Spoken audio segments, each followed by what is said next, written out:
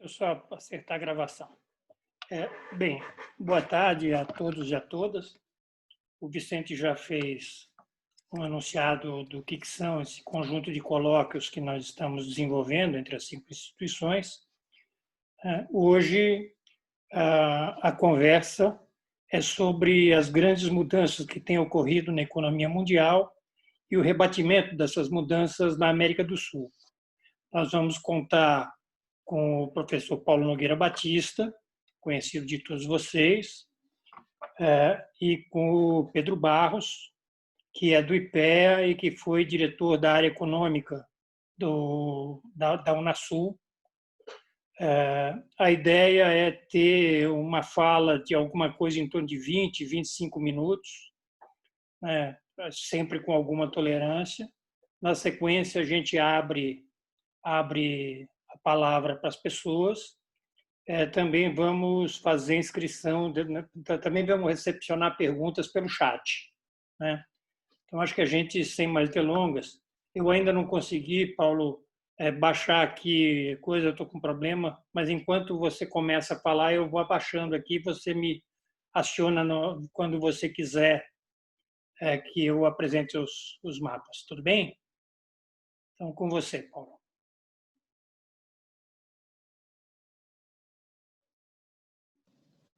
Liga essa Boa tarde a todos. Boa tarde a todos. Estão me ouvindo? Sim. Boa tarde a todos. Eu queria, em primeiro lugar, agradecer pelo convite, agradecer aos organizadores dessa série de eventos para vir aqui falar junto com o Pedro Barros sobre as grandes transformações da economia mundial e seus rebatimentos na América do Sul. É um tema muito vasto. Eu vou procurar selecionar alguns aspectos nessa apresentação inicial e enfatizando a economia mundial e a América do Sul. É difícil falar de América do Sul como um todo. Eu preciso começar dizendo, na realidade, eu não quero aqui parecer arrogante, mas na realidade existe o Brasil e existe o resto da América do Sul. O Brasil, por suas dimensões territoriais, econômicas e populacionais, se destaca claramente dentro da América do Sul e mesmo no mundo, né? E o peso do Brasil no nosso continente é de tal ordem que o que acontece aqui tem efeito muito importante, decisivo mesmo, nos nossos países companheiros de continente, né? O Brasil, é importante não esquecer, é um dos gigantes do mundo. E é por isso, aliás, que eu escolhi como título para o livro que eu lancei no ano passado, O Brasil não cabe no quintal de ninguém. O pessoal se esforça para que ele caiba, mas não cabe. Não cabe porque, se você olhar para o peso relativo do Brasil, você vai verificar que o Brasil é um dos 5 países apenas que faz parte ao mesmo tempo das listas dos 10 maiores PIBs, das 10 maiores populações e das 10 maiores economias, PIBs, né? PIB, população e território, né? O Brasil é um dos 5 países que integram essas 3 listas, as 10 maiores. Os outros são Rússia, Índia, China e Estados Unidos. Portanto, os 4 BRICS originais, mais os Estados Unidos, são 5 países que integram ao mesmo tempo a lista dos 10 maiores PIBs, populações e territórios, né? O Nelson Rodrigues costumava dizer isso de uma outra maneira, porque há uma diferença muito importante entre o Brasil e o resto da América do Sul e o resto da América Latina, né? O resto da América Latina era preponderantemente parte do Império Espanhol. E a América Espanhola não se manteve unida no processo de independência nas primeiras décadas do século XIX, ao passo que a América Portuguesa, sim, se manteve unida. E o Nelson Rodrigues costumava dizer que, se o Brasil não existisse, Bom Sucesso seria um grande país sul-americano, Madureira seria outro gigante do continente, né? Porque as dimensões do Brasil são realmente incomparáveis, né?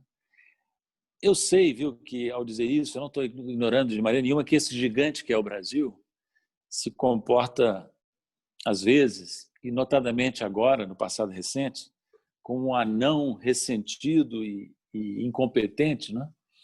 Mas, objetivamente falando, o Brasil é esse grande país que tem essa importância incomensurável. Então, quando nós falamos das relações da América do Sul com a economia mundial, fica muito difícil generalizar por causa da desproporção entre o Brasil e os seus vizinhos, mesmo a Argentina, que é o segundo país mais importante da América do Sul. Quanto às transformações da América do Sul, eu queria destacar, entre os muitos pontos possíveis que eu poderia destacar aqui, eu queria destacar um fato crucial, que é o deslocamento gradual, mas muito perceptível, do eixo econômico e também político, do Atlântico Norte para o leste da Ásia, ou mais especificamente, dos Estados Unidos para a China, né? Esse deslocamento é muito sensível nessas primeiras 2 décadas do século XXI, e eu queria até apresentar, se for possível, 2 mapas que mostram isso de maneira muito clara, inclusive com respeito à América do Sul. Infelizmente, eu mandei muito. Não sei se mostrar esses gráficos, Paulo. esses mapas. Eu não consegui abrir, Paulo. Desculpe, mas eu não consegui. Eu vou ter. Não conseguiu abrir? Não consigo abrir o meu fazer a transferência para o computador. Bom, Danado, então manda para o meu e-mail. Carolina, manda para o meu e-mail, eu tento aqui, tá bom? Tá bom. Eu vou continuar fazendo a exposição e depois eu volto ao mapa, se for possível, né? O que esse mapa mostra é que, num período de menos de 20 anos, entre esses mapas, né? Entre 2000 e 2019, a China desbancou os Estados Unidos como o principal fornecedor de bens em uma parte impressionantemente grande do mundo, passando a ser o principal fornecedor de bens da maior parte dos países. Isso se aplica também à América Latina e também, em particular, à América do Sul. Seria interessante mostrar esses mapas, se possível. Eu volto a eles mais à frente, mas o que eles mostram basicamente é o seguinte: no ano de 2000, havia só 2 países na América Latina que tinham na China o seu principal fornecedor de mercadorias. Cuba, que é um caso muito especial, por motivos políticos, que eu não preciso mencionar, e Paraguai, possivelmente porque Paraguai, já no ano 2000, funcionava como um reexportador, com pouca agregação de valor, de produtos importados da China. Todos os demais países da América Latina e da América do Sul tinham nos Estados Unidos o principal fornecedor de exportação de mercadorias. Estou falando do ano 2000. Já em 2019, é isso que mostra o segundo mapa que eu mandei para vocês, que infelizmente não foi possível mostrar até agora. Em 2019, a inversão tinha sido muito impressionante. E você vai verificar que a maioria dos países da América do Sul já passaram a ter na China o seu principal fornecedor de exportações de bens. E isso vale para quase todos os países da América do Sul e mesmo para alguns e para muitos países no resto do mundo, né? A China, na realidade, é importante notar isso aí, já tem o maior PIB do mundo há algum tempo. Isso porque as pessoas costumam olhar o PIB a taxas de mercado quando fazem comparações internacionais, mas por paridade de poder de compra, que é o critério mais relevante, a China já tem o maior PIB do planeta desde, se não me falha a memória, desde 2013, 2014. Eu ainda morava nos Estados Unidos nessa época, quando a China ultrapassou os Estados Unidos com o PIB calculado por paridade de poder de compra, e posso dizer a vocês que eu fiquei impressionado com o impacto que essa notícia teve nos Estados Unidos. O país inteiro praticamente foi para o divã, por assim dizer, porque os americanos, não sei se alguns de vocês conhecem bem os Estados Unidos, como eu morei lá 8 anos, quando fui diretor executivo do Brasil no FMI, do Brasil e de outros países no FMI, em Washington. Os americanos têm a psicologia, têm a obsessão em serem o número 1. E foi um choque para eles quando eles receberam a notícia de que a China já era o número 1, considerando o PIB medido por paridade de poder de compra. No caso do Brasil, a China já é o nosso maior parceiro comercial desde 2009, portanto, há mais de 10 anos. é um dos principais investidores diretos no Brasil e é sócia do Brasil num banco chamado Novo Banco de Desenvolvimento, sediado em Xangai, que é o banco constituído pelos BRICS, do qual fui vice-presidente até 2017. E é um banco que arrancou devagar, mas que tem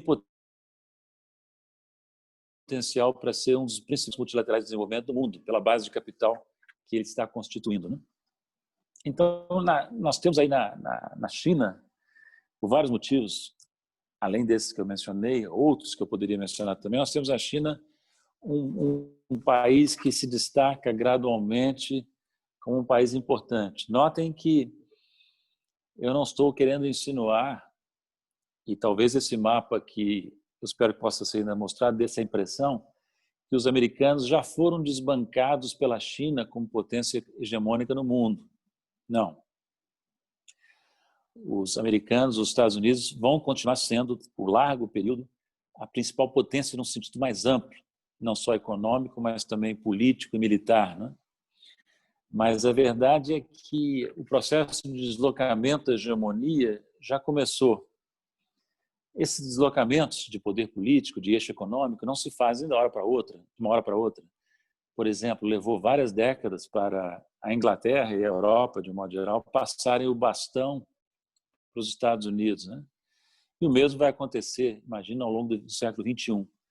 Eu acredito que a ascensão da China é provavelmente algo irreversível, por mais que os americanos se esforcem para tentar solapá-la, mas é um processo mais ou menos irreversível, no meu entender, né? E a América do Sul, o Brasil em particular, tem que estar muito atentos a esse processo, né? Eu já vou falar um pouco de como o Brasil e outros países podem se situar, mas eu queria antes dizer o seguinte: é importante ressaltar que a Guerra Fria, que já existe hoje entre China e Estados Unidos, não começou com Donald Trump. Já no período Obama, eu morava nos Estados Unidos nessa época, era visível a deterioração das relações entre Estados Unidos e China. Era visível o incômodo americano com a ascensão chinesa, né? E o que o Trump veio a fazer, depois que se tornou presidente, foi exacerbar um conflito subjacente, econômico, tecnológico, político, né? E a Guerra Fria entre Estados Unidos e China hoje tem uma dimensão comercial, mas também tecnológica, também política, né? É curioso notar que na campanha eleitoral em curso nos Estados Unidos, os dois candidatos procuram competir em manifestações de preocupação ou até hostilidade em relação à China. O Trump é mais agressivo, mais falastrão, mas os democratas e o candidato democrata, o Joe Biden, também têm essa postura de crítica, de desconfiança em relação à China, né? É uma postura bipartidária, né? E que todos os atos de hostilidade à China, não digo todos, mas muitos atos de hostilidade à China praticados pelo governo Trump têm tido apoio bipartidário, não só republicanos, mas também democratas, né? Como a América do Sul deveria se posicionar, né, diante dessas transformações da economia mundial, em especial desse deslocamento gradual, mas perceptível, do eixo econômico e político do Atlântico Norte para o leste da Ásia, dos Estados Unidos para a China, né? De novo, eu não consigo generalizar nessa resposta. Primeiro porque, não só pelas diferenças entre Brasil e os demais países do nosso continente, mas também porque, infelizmente, não existe sequer mais o esboço de bloco ou de articulação política que existiu no período Lula-Dilma. Mais no período Lula do que no período Dilma, né? Eu creio. Mas desde o governo Temer e, sobretudo agora no governo Bolsonaro, o que havia de articulação possível entre os países da América do Sul foi interrompido, foi desgastado. Eu já volto a essa questão, eu queria agora recuar um pouquinho para mostrar a vocês os dois mapas a que eu fiz referência antes. Primeiro, por favor, olhem esse que está sendo mostrado, gente. Está aparecendo para vocês? Sim, está aparecendo. Tá. Sim, tá. Reparem primeiro esse mapa aqui que diz respeito ao ano de 2000. Né? Vocês veem aqui como a China e os Estados Unidos se posicionavam. Em azul, vocês têm os países que, na época, há pouco menos de 20 anos atrás, tinham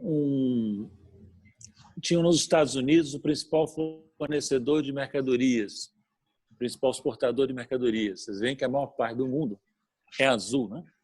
E a China só preponderava como exportadora em alguns países do seu entorno geográfico, no Oriente Médio e em alguns países da África. Na América Latina, reparem bem, ó, na América Latina, só 2 países tinham na China seu principal fornecedor de mercadorias. Cuba, como eu disse antes, é um caso muito especial, né? E Paraguai, pelos motivos que eu mencionei antes, né? Minha conjectura é que essa posição singular do Paraguai já se devia a essa característica conhecida do Paraguai, que funciona como uma plataforma reexportadora, né? Agora eu peço, por favor, para mostrar o mesmo mapa em 2019.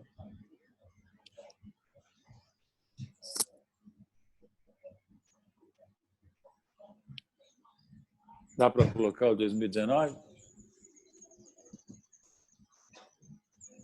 Carolina, você consegue? É o Atier que está subindo os mapas. Atier, o segundo mapa, Atier. Ele já está. Isso. Então vejam agora o mesmo mapa, o mesmo critério. Azul são países que têm como os Estados Unidos o seu principal fornecedor de mercadorias. Em vermelho a China. Reparem a diferença fenomenal entre os 2 mapas em menos de 20 anos. Né? Os Estados Unidos continua sendo o principal fornecedor para o Canadá, para o México, para a América Central, para a Colômbia, para as Guianas, para o Equador, mas fora da sua área imediata, só se destaca na Inglaterra, Irlanda, França, poucos países da África, né? E a China passa a preponderar de maneira avassaladora. Reparem na América do Sul. Na América do Sul, todos os países, menos Equador, Colômbia e as 3 Guianas, a Guiana não é um país, né? Mas as 3 Guianas, Colômbia e Equador, têm nos Estados Unidos ainda o seu principal fornecedor, mas todos os demais têm na China a sua principal fornecedora. Então, reparem que a mudança foi extremamente acentuada, né? Muito forte num período de menos de 20 anos. Né? De novo, isso não significa que a potência hegemônica mundial seja a China, né? Porque economia, política, depende muito mais da simples participação relativa de um país nos fluxos de comércio internacional de mercadorias. Mas é um indicador bastante significativo, a meu entender, desse deslocamento do eixo econômico e comercial ao qual eu fazia referência. Então, retomando o fio da meada, como é que nós poderíamos nos situar diante dessa realidade, né? No período, volto a dizer, no período Lula, continuando no período Dilma, com menor ênfase, porque o Lula tinha uma capacidade de atuação internacional realmente extraordinária, que eu acho que nenhum presidente brasileiro no passado recente, ou mesmo remoto, demonstrou, né? Mas já a partir do governo Temer, já a partir do governo Dilma, né, houve aquela crise política e econômica que paralisou o governo brasileiro a partir de 2015, mas continuando no governo Temer e, sobretudo agora no governo Bolsonaro, o Brasil se apequenou. E, em particular, rompeu-se todo aquele esforço que vinha sendo feito, que não era fácil, desde o governo Lula, para atuar conjuntamente, formar uma aliança mais duradoura no âmbito da América do Sul, né? Basta mencionar, lembrar o que aconteceu com a Unasul. O Pedro provavelmente vai poder falar mais sobre isso, né? Porque ele, se não me engano, trabalhou na própria Unasul, né? Então, do ponto de vista político, hoje a América Latina se encontra esfacelada, né? E o ponto nevrálgico desse esfacelamento está na crise venezuelana, como nós sabemos, né? Reparem que na crise venezuelana aparece uma divisão da América do Sul entre países abertamente hostis ao governo Maduro e aqueles que não mostram hostilidade ou até dão um certo apoio, né? Então, nós temos Venezuela como um país que é alvo de pressões internacionais, especialmente americanas, Brasil e Colômbia, países alinhados automaticamente, ou mais ou menos automaticamente, aos Estados Unidos. A Argentina, com o governo de centro-esquerda, que tem uma postura bem diferente. E a Bolívia numa fase de incerteza, né? Houve o golpe contra o Evo Morales, mas agora haverá reeleições presidenciais e o candidato indicado pelo Evo Morales está liderando as pesquisas, né? Os demais países da América do Sul são governos de centro-direita, preponderantemente, salvo engano meu, né? A América do Sul se encontra nesse momento esfacelada não apenas do ponto de vista político, mas também pela devastação provocada pela pandemia, né? Que atingiu, é claro, a maior parte da economia mundial. Olha, olhando para projeções recentes, é notável que entre todas as principais economias do mundo, apenas duas apresentarão crescimento positivo em 2020, crescimento positivo do PIB em 2020. A China, que se espera possa crescer, apesar de tudo, cerca de 2%, 1,5%, e a Indonésia, que talvez tenha um crescimento marginalmente positivo. Todas as demais principais economias do mundo apresentam crescimento negativo, algumas delas crescimento fortemente negativo, né? Por exemplo, o Brasil espera-se que vai ter uma queda do PIB em 2020 da ordem de 5,5% do PIB.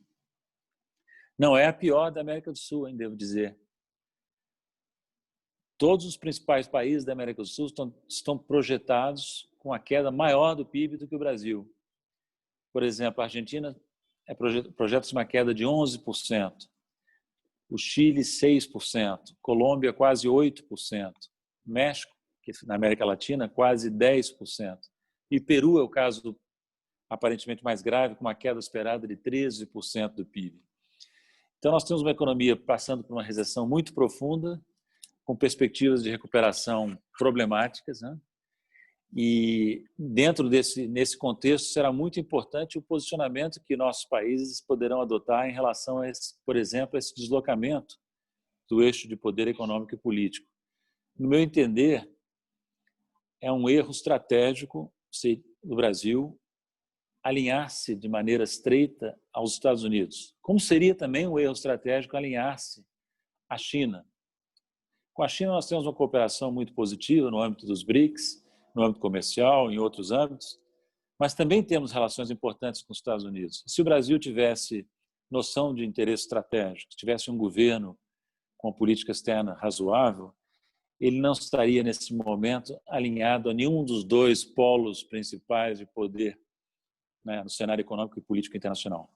Teria, ao contrário, relações positivas com os dois e procuraria até, se não é pedir demais, aproveitar as desavenças entre esses dois países, Estados Unidos de um lado e China do outro, para colocar-se e tirar vantagem para o Brasil. Como fez, por exemplo, Getúlio Vargas, na década de 30 e no início da década de 40, quando havia uma disputa geopolítica de âmbito potencialmente mundial entre a Alemanha nazista e os Estados Unidos. O Brasil não se alinhou automaticamente a nenhum dos dois e só entrou do lado americano na Segunda Guerra Mundial quando obteve vantagens importantes na negociação com os Estados Unidos, inclusive apoio americano à criação da siderurgia brasileira, em especial Volta Redonda. Mas aí nós estamos falando de outro Brasil, de um Brasil governado por Getúlio Vargas, que era um estadista com visão do interesse nacional. Hoje nós temos possivelmente o pior governo da nossa história. E quando o Brasil se vê tão desgovernado como tem se apresentado ao mundo, isso afeta necessariamente a América do Sul como um todo, né? E provoca não só danos econômicos, mas também danos políticos para os nossos vizinhos, que inevitavelmente olham para o Brasil como uma referência importante do ponto de vista econômico, do ponto de vista comercial e do ponto de vista político. Era o que eu queria dizer e devolvo a palavra agradecendo mais uma vez o convite.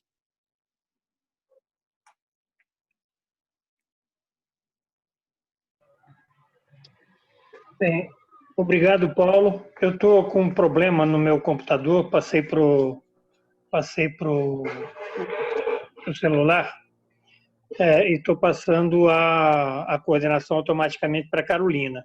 Mas eu já queria passar a palavra para o Pedro Barros. Obrigado, Granado, e obrigado também pelo convite, né? Agradeço às instituições organizadoras e digo de antemão que para mim é uma grande satisfação poder compartilhar essa apresentação com o professor Paulo Nogueira Batista Júnior. Eu disponibilizei no chat alguns slides, tá, que eu vou apresentar, ou que eu vou comentar, alguns dados que eu vou comentar. Eu acho que todos podem baixar aí e, se for possível, também apresentar aqui enquanto eu falo. Bem,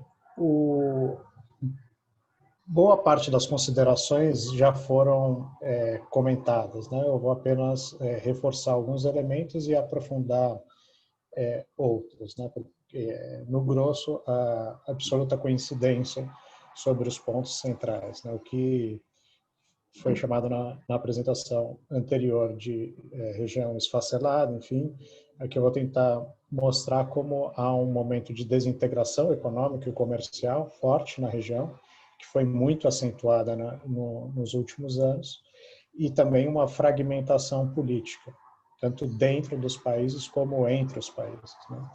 Então, esse primeiro gráfico, a gente pode ver que a linha vermelha é a evolução da corrente de comércio do Brasil com o mundo, com a escala colocada ao lado direito. Então, a gente pode ver que nos últimos 20 anos, nas duas últimas décadas, houve um grande crescimento das exportações brasileiras, e da corrente de comércio do Brasil com o mundo, passando de algo como 100 bilhões de dólares para 400 bilhões de dólares, sendo que em 2011, 13, a gente estava próximo a 500 bilhões de dólares de corrente de comércio. Agora, a grande mudança, como já foi levantado, é a participação chinesa, né? Que aí a linha verde com a escala colocada ao lado direito. A gente vê que em 2000 era uma participação muito pequena, e uma quantidade muito pequena, e vai chegar a próximo a 100 bilhões, esse ano provavelmente ultrapasse os 100 bilhões de dólares. E a gente pode ver também que a linha roxa, que é os Estados Unidos, ela era um pouco maior do que a linha azul, que era a América do Sul. A América do Sul foi acompanhando mais ou menos a China, crescendo a uma velocidade menor, mas até 2011, ou seja, não muito tempo atrás, a corrente de comércio do Brasil com os países vizinhos era exatamente igual à corrente de comércio do Brasil com a China. E hoje, passado 9 anos, que muita coisa mudou nesses 9 anos na economia mundial e em relação à América do Sul também, a corrente de comércio do Brasil com a China é praticamente o dobro da corrente de comércio do Brasil com a América do Sul. Então, grosso modo, 100 bilhões para a China, 50 bilhões para a América do Sul. E aqui eu destaco que a composição do comércio do Brasil com a América do Sul é completamente diferente da composição, principalmente nas exportações, mas também nas importações, mas de forma muito mais acentuada nas exportações do Brasil. A composição é muito diferente em relação à China. Por exemplo, se para a América do Sul, entre 80% e 90% do que o Brasil exporta é de manufaturados, para os Estados Unidos entre 50% e 60%, para a Europa 35%, para a China é apenas 2,9% o valor do ano passado. Então, uma mudança, uma composição brutal. Isso tem a ver também com traz impactos para a própria composição das forças políticas e econômicas dentro do país, né? Mas a gente vê que os Estados Unidos perderam força e recentemente recuperaram algo nos últimos 3 anos, embora esse ano nosso apoio de comércio dos Estados Unidos vai cair muito, ou esteja caindo muito, e a China está num patamar muito mais alto. Pode passar, por favor. Aí, aqui eu vou, antes de voltar para os temas econômicos, comentar algo sobre a governança regional e a importância que a governança regional poderia ter tido para a Covid. Esse artigo, que está a referência aí em cima, deve ser publicado hoje ou amanhã, no Boletim de Economia e Política Internacional do IPE, ainda que a data seja anterior, mas nesse quadro mostra as respostas das organizações internacionais à Covid-19. E a gente pode ver que nos outros espaços, né, na América Central, na África e na Europa, que foram analisados, houve concertação para a elaboração de plano de ação conjunto para adotar ações de comércio e de recuperação econômica. Na Europa, é um plano de recuperação bastante ambicioso, provavelmente o maior já conhecido, com aporte financeiro, enfim. E na América do Sul, no Fórum Pro-Sul, não houve, embora tenha tido 3 videoconferências presidenciais, e o presidente do Brasil não tenha participado de nenhuma dessas 3, todas convocadas pelo Chile, não houve, a região não conseguiu dar resposta conjunta. Houve declarações, mas elas ficaram no espaço meramente declaratório. Pode passar, por favor.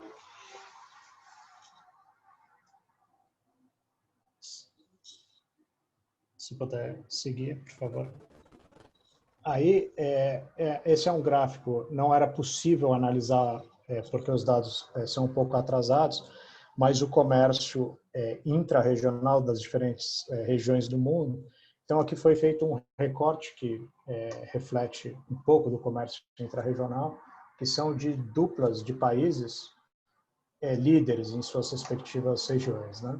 E a gente pode ver um fenômeno que é importante. A linha mais clara é o comércio entre Brasil e Argentina, né? Com o número índice em julho do ano passado, de 2018, do ano retrasado, ou seja, avaliando os últimos 18 meses mais ou menos, a gente pode ver que dessas importantes relações bilaterais na Alemanha, França, Estados Unidos, México, China, Japão, a do Brasil, a Argentina foi de longe a que apresentou maior queda. Porém, essa queda já vinha antes da Covid. Esse é um fenômeno importante porque tanto para as questões de desintegração econômica sul-americana como a fragmentação política e a fragmentação da governança regional, os movimentos já vinham anterior à pandemia. A pandemia apenas acentuou os movimentos que já eram perceptíveis. Tá? A próxima, por favor.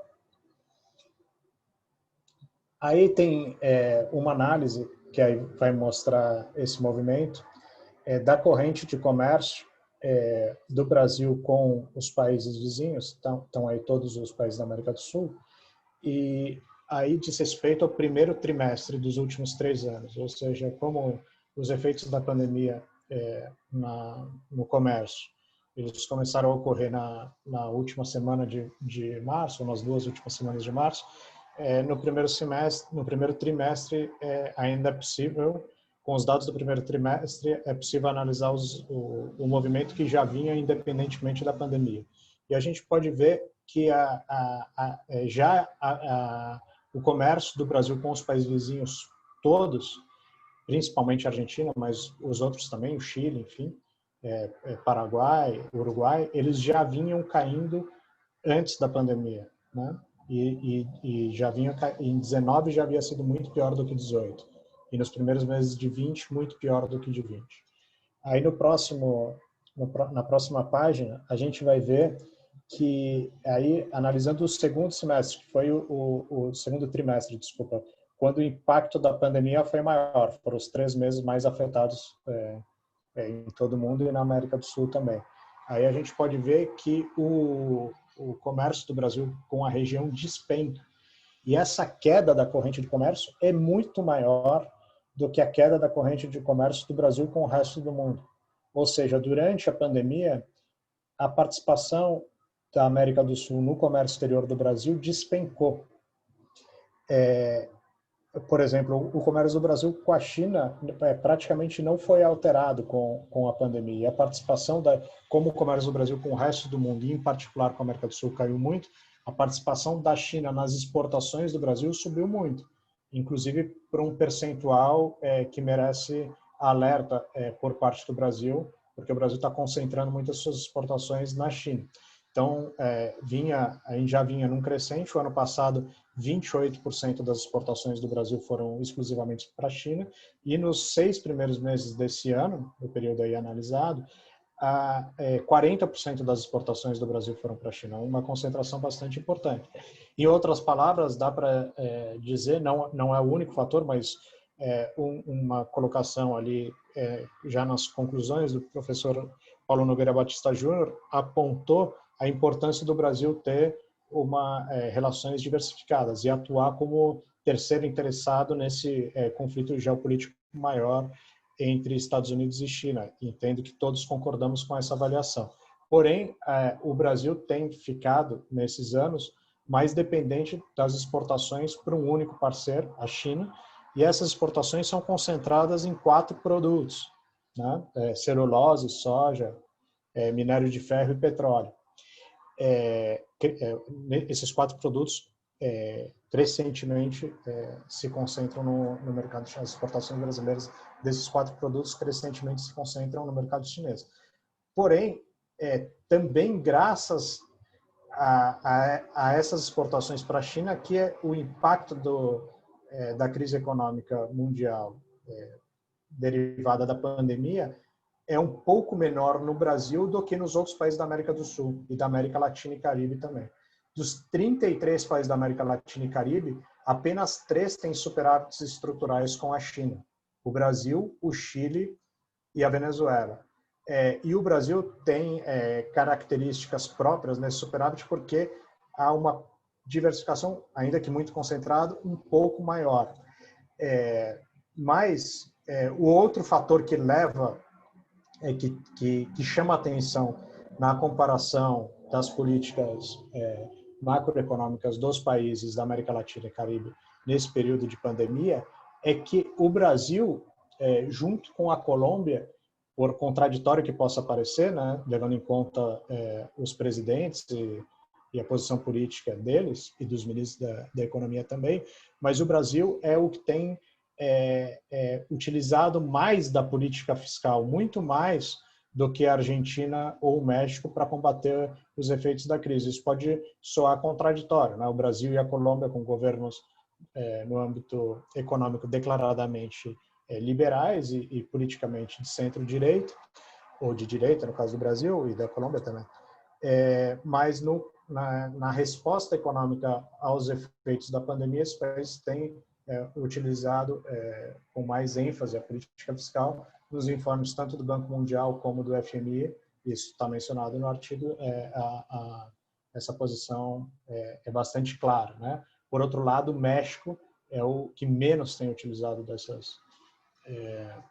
de esforço fiscal para combater os efeitos da pandemia. Mas o importante aqui é o seguinte: esse movimento concomitante de fragmentação política, tanto dentro dos países como polarização interna, com desintegração comercial, é a receita para a instabilidade regional, né? Então, os movimentos de integração todos, principalmente o movimento de integração europeia no pós-guerra, tinha como principal objetivo não só o objetivo econômico, mas principalmente político e de estabilidade com maior interdependência. Uma região com pouca interdependência, que já era a América do Sul, o nosso padrão de comércio intrarregional é de 18%.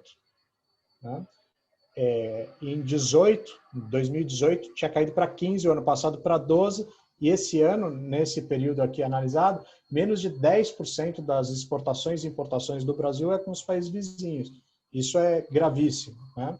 E essa fragmentação e desintegração abre espaço da região, ou cria um vazio político, para que a região seja espaço de confrontos extra-regionais. Isso tem se expressado de forma cada vez mais frequente. A visita do secretário de Estado Mike Pompeo a Roraima, a Guiana, pela primeira vez na história na Guiana, pela primeira vez na história ao Suriname, na semana passada, é reflexo disso. Os discursos dele em todos os países, aqui no Brasil, falando sobre a Venezuela, na Guiana e no Suriname, enfatizando no seu discurso críticas à China, rapidamente respondidas pela China, né? Anteontem, a embaixada dos Estados Unidos em Lima fez várias críticas à China pela suposta pesca chinesa em litoral peruano. Ontem, a embaixada dos Estados Unidos em Buenos Aires também divulgou vídeos criticando a forma de financiamento da infraestrutura chinesa à América do Sul e os efeitos disso, né? Então, isso ocorre também pela omissão brasileira, que é o que a gente vai ver rapidamente nas próximas lâminas. Aqui, se puder diminuir um pouco, talvez dê para os colegas, uns 100% acho que é suficiente. Aqui tem um quadro, ou um pouco menor talvez, aqui tem um quadro com os encontros presidenciais do Brasil com os presidentes da América do Sul, tá? Que eu compilei com outras duas colegas do IPE, assim como todos os gráficos e informações dessa apresentação. Aí a gente pode ver ali no total por ano que já desde 2012 há um declínio do esforço presidencial, de concertação presidencial. Como foi mencionado pelo professor Paulo Nogueira Batista Júnior, o governo do presidente Lula é excepcional pelo seu carisma, liderança, enfim, mas também pela ação, né?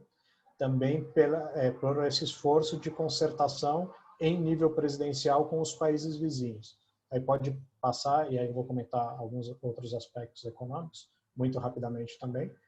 Aí a gente pode ver que aqui são os desembolsos pós-embarque do BNDES entre 2000 e 2019, não 20 como está aí, para a América do Sul e a participação. Mas a gente pode ver a linha azul como desde 2016 é praticamente zero os desembolsos do BNDES para as exportações pós-embarque. Esses desembolsos estavam, na maior parte das vezes, vinculados a obras de infraestrutura e todo o impacto conhecido da Lava Jato para as obras de infraestrutura de empresas brasileiras no exterior, mas também para outras exportações, porque cada uma dessas obras que o Brasil executava nos países vizinhos, elas acabavam fomentando outras exportações e também a internacionalização de empresas brasileiras, né? Se for de interesse nas perguntas, eu poderia me aprofundar um pouco sobre isso. Pode passar, por favor. Aí a gente vai ver que há uma coincidência, né, entre esses desembolsos e o movimento das reuniões presidenciais bilaterais. Aí, pode passar, eu acho que esse foi o último, e voltar aqui para as conclusões sem a imagem, por favor. Aí, nesses últimos anos, várias outras iniciativas do Brasil, em alguns casos, algumas mais estruturais, né, que estimulavam as exportações do Brasil para os países vizinhos, elas deixaram de existir. Uma que chama bastante atenção, que foi pouco discutida na imprensa e também no Congresso Nacional, na sociedade como um todo, foi a saída do Brasil do Convênio de Créditos Recíprocos da ALAD, que era um instrumento criado há várias décadas, né? O Tratado Constitutivo da ALAD é de 80, mas ela já existia como ALAUC desde os anos 60, e esse CCR, que era um instrumento que permitia em cenários, né, de escassez de dólar, principalmente, que o comércio intrarregional fosse apenas compensado entre os bancos centrais meses depois, em geral 4 meses depois, então poderia essa compensação era apenas pela diferença entre exportações e importações dos países, né, num cenário de falta de divisas. Esse instrumento era bastante importante. Lá na década de 80, mais da metade do comércio intrarregional cursava via CCR. O Brasil, em abril do ano passado, por uma decisão, e isso é muito importante, uma decisão exclusiva do Banco Central do Brasil. Então, uma autarquia executando diretamente política externa, sem que a CAMEX, os outros ministérios tivessem se manifestado publicamente sobre o tema, e sem que o Congresso Nacional, né, as comissões de Relações Exteriores e Defesa Nacional, tanto da Câmara de Deputados como do Senado Federal, não discutiram, não debateram o tema. Aí o Brasil sai do CCR da ALAD, alegando as questões da Venezuela, que, como o professor também já colocou, é central para esse movimento de fragmentação regional, mas atrasos inéditos da Venezuela em honrar com os compromissos na ALAD, e uma descrição, isso está no voto aprovado por unanimidade pela diretoria do Banco Central, de que o instrumento era anacrônico. Mas se o instrumento era anacrônico e o comércio intrarregional é importante, caberia ao Brasil, pelo menos se esperava disso de acordo com a tradição da nossa política externa, que o Brasil liderasse a renovação, a modernização ou a adequação do convênio de créditos recíprocos da ALAD para as atuais circunstâncias do comércio mundial. Mas o que a gente viu é que entre 18 e 19, e a saída do Brasil foi no início de 19, do CCR, o superávit comercial do Brasil com os países da ALAD caiu de 13 para 7 bi. Não só pela saída do Brasil do CCR, claro, mas é uma sinalização política importante que deve ser levada em conta. Então, a América do Sul, que já representou por vários anos 50% do superávit do Brasil e que tem todo esse peso pelo fato do Brasil exportar para os países vizinhos produtos industrializados. Para cada dólar que o Brasil exporta para a Argentina, emprega-se 5 vezes mais brasileiros do que cada dólar que o Brasil exporta para a China, devido às características dos produtos que a gente exporta para cada um desses dois mercados. Então, a gente tem perdido muito espaço. Essa desintegração econômica pode ter efeitos políticos desastrosos, e todo esse movimento tem impacto na realidade concreta do Brasil, por exemplo, no nível de emprego. Eu poderia comentar mais e gostaria, inclusive, sobre outras questões, como o Grupo de Lima, o próprio Fórum ProSul, o desmantelamento da Unasul, enfim, mas considerando que a gente já se aproxima das 5 horas e o que eu fui informado que o professor Paulo Nogueira Batista Júnior poderia participar até às 17h30, considero que é importante eu encerrar aqui e poder ouvir os colegas, né, com as perguntas e as respostas do professor. Agradeço. Obrigada, Pedro. Então, nós vamos, em função de hoje, a gente está até às 17h30 com a presença do professor Paulo, a gente vai pegar uma rodada inicial de 3 falas, de até 5 minutos cada, e devolver para eles fazerem comentários, sendo que o comentário do professor Paulo vai ser seu comentário final. Então, vamos começar com 3 e depois a gente aproveita o restante do nosso tempo em seguida. Pode ser? Quem gostaria de falar? Levante sua mãozinha aí no nosso... ou abra seu microfone.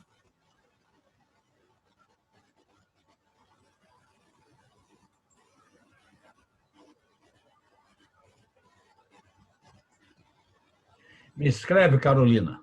Por favor, Genuíno, pode começar a falar então, que temos só você por enquanto. Vamos lá. Carolina, me inscreva também. Marco Piva. Marco, tá certo, Marco. Obrigada. Eu queria colocar uma preliminar. Do ponto de vista da geopolítica mundial, a tendência é uma instabilidade dessa disputa dos dois principais blocos, e essa instabilidade vai produzir necessariamente aglutinações de natureza regionais. A América do Sul, eu já falei na vez passada, é um grande potencial estratégico. E esse potencial estratégico está sendo desarticulado, destruído, desmontado. Considerando que a gente tem uma economia complementar, tem interesses não conflitantes, tem interesses de cooperação, tem interesses...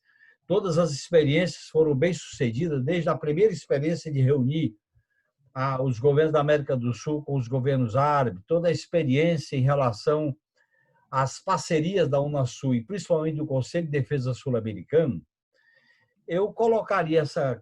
Veja bem, você tem que ter... A América do Sul é um grande polo estratégico. E o Brasil, sem nenhum tipo de hegemonismo, pode conduzir, pode articular esse grande polo estratégico. Lamentavelmente, nós estamos adotando uma posição de submissão. Isso com graves consequências. Considerando que há um agravamento da crise internacional, Paulo, do ponto de vista de uma crise em várias dimensões, financeira, sanitária, geopolítica, ecológica,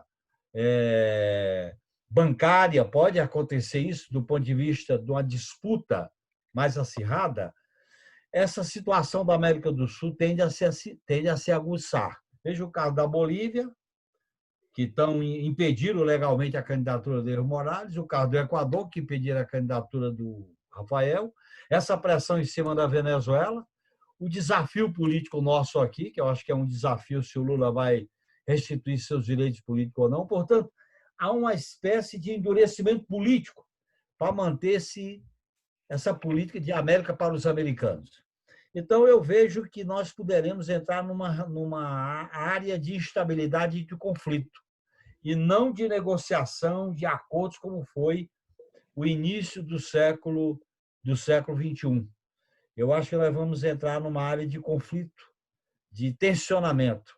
E eu queria colocar essa questão aí porque os Estados Unidos, a margem de manobra é muito estreita, seja com republicanos ou com democratas, do ponto de vista geopolítico, do ponto de vista econômico, do ponto de vista da disputa com a China. A margem de manobra é muito estreita, diferentemente dos anos da ditadura militar, dos anos da democratização e dos anos do início do nosso governo, do governo Lula. A margem é muito estreita. O neoliberalismo, como fase de organização do capitalismo, não dá margem. A disputa de recursos naturais, a disputa de mercado, a disputa dos fundos públicos a efeito da dívida, a disputa da acumulação com mudança no padrão das relações de trabalho, tende a um processo de agudização. Eu me impressionei muito, Paulo, para terminar, com o artigo hoje do Chomsky, que foi a palestra de abertura dele na Internacional Progressista, quando ele chama a atenção para o risco, o grande risco que a humanidade está correndo. E eu acho que a América do Sul pode ser um dos epicentros desse risco, por causa dos governos que estão hoje hegemonizando a América do Sul. É isso que eu queria colocar. Obrigado pela atenção. Obrigada, Genuíno. Vamos ouvir, então, o Marco agora. E a gente tem inscrito aqui o Vicente e o Atier. Então, eu vou dar essa chance dessa quarta fala aí, para aproveitar a presença do professor Paulo, tá bom? Então, vamos lá. O Marco fala, depois Vicente e o Alfredo Atier. Eu queria saber do Paulo como é que ele vê a aproximação que está ocorrendo agora, nos últimos dias, através de algumas declarações conjuntas entre a China e a Rússia, ou seja, a China, digamos, com o seu potencial mais econômico, a Rússia com o seu potencial mais militar, estão assinando uma série de protocolos conjuntos. Isso, certamente, no contexto de formar uma dupla que possa enfrentar em melhores condições essa briga com os Estados Unidos. Então, eu gostaria de saber especificamente dele se daí pode estar surgindo novos polos que reflitam essa disputa geopolítica. Legal, Vicente. as duas exposições muito esclarecedoras, né? Pode no justificar um pouco a seguinte questão: o nosso continente estaria agora submetido a uma lógica de Guerra Fria, né? Uma lógica de uma Segunda Guerra Fria. Lembrando que, nas lógicas das guerras frias, um elemento fundamental são as áreas de influência, quer dizer, a atuação das potências em litígio na preservação e na consolidação e no enquadramento de suas áreas de influência. E aqui uma indagação mais ao Paulo e depois o Pedro pode complementar. Paulo, você que viveu, você entende, nos dois territórios, né, da geopolítica em disputa hoje, qual a percepção que você percebeu desses dois atores em relação às suas estratégias referentes à América do Sul?